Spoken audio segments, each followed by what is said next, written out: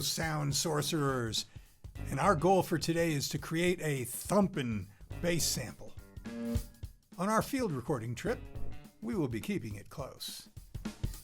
I mean really close. I'm walking around my house, seeking out sounds that we can use to make very interesting samples. I'll store all of these sounds in my audio clip library for future use. But I did find a couple of sounds that will make an awesome bass sample. I tapped a plastic elephant watering can in a couple of different places to find the right sound. I flicked a brandy snifter to get that high ping that will add brightness to the bass sample.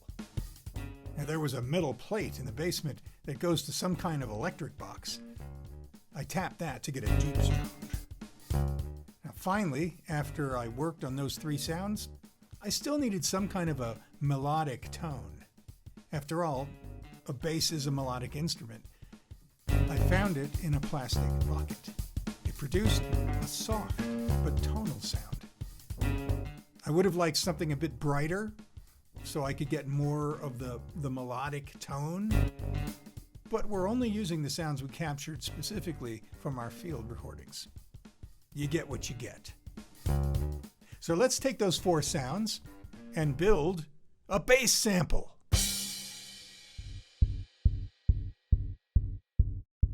Okay, so the first thing we're going to do is we're going to bring in our elephant watering can. So there it is. Bring that in.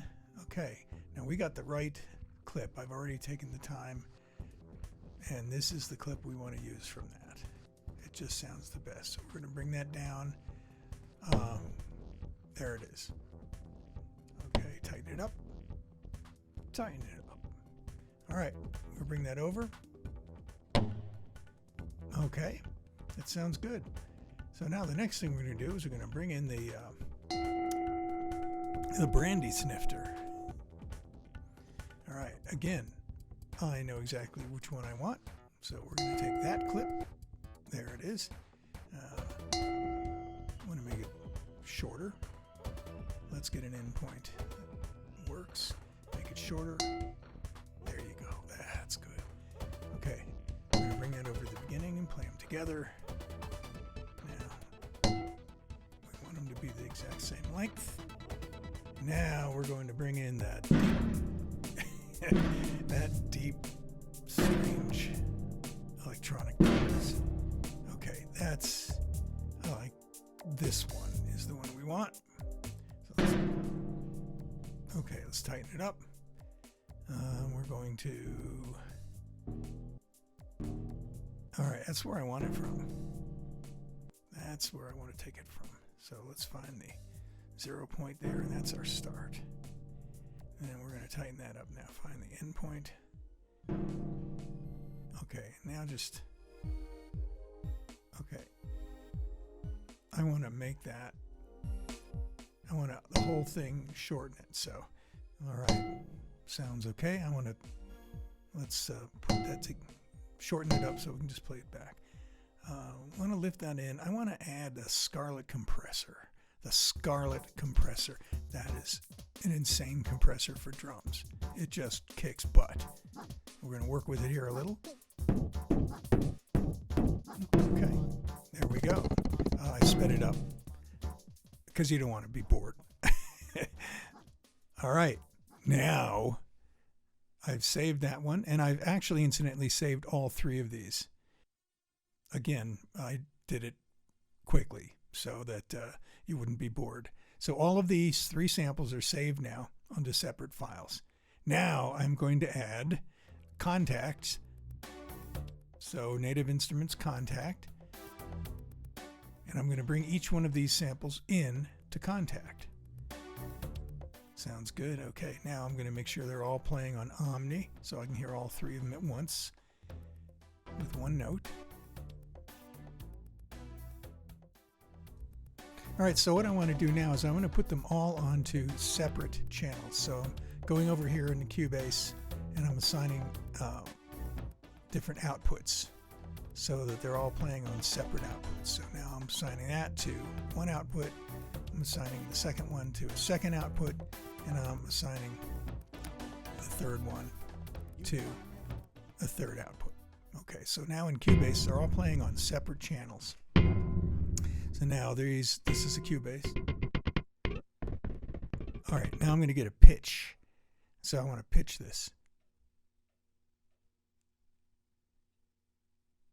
Okay, I'm pitching the Brandy Snifter so that it's in tune. Okay, so that's in tune.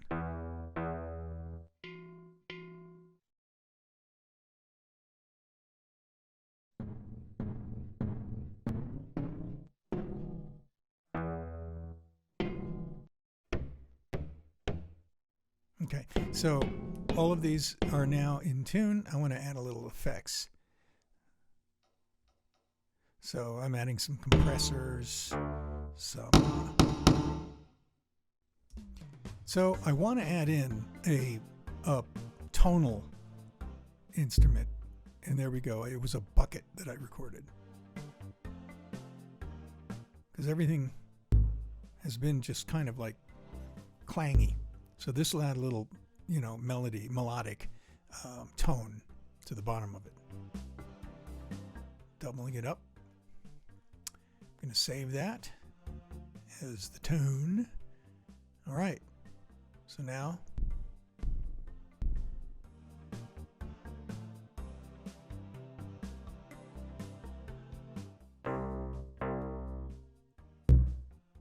there it is.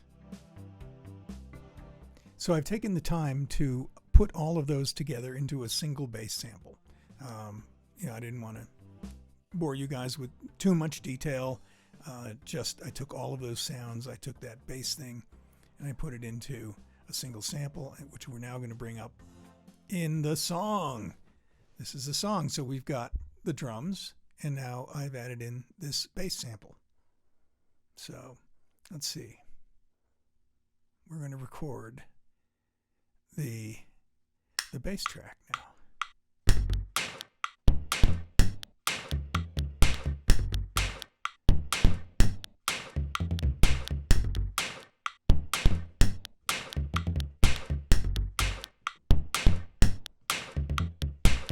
Yeah, baby. All right, we're going to just kind of quantize that a little bit. Move a couple of things around so that it's sounding exactly the way I want it.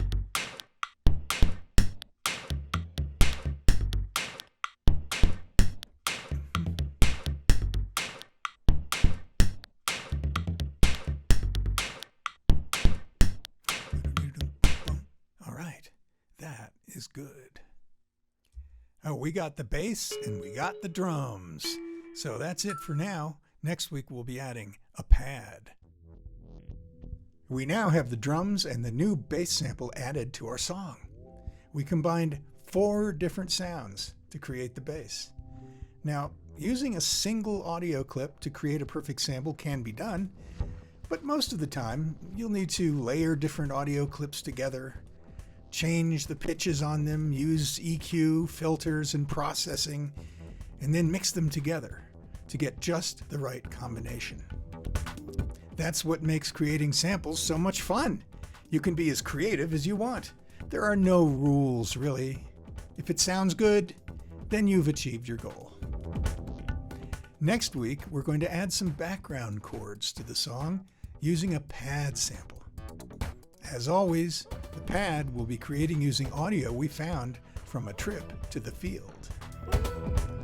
Until then, please go out and visit my website, www.thesoundsculptor.com, and add your email address in my contact list to be included in upcoming events and videos. Please leave me any questions, comments, or ideas you have for this video and how to improve the information I'm providing. I hope you will join me next week. See ya.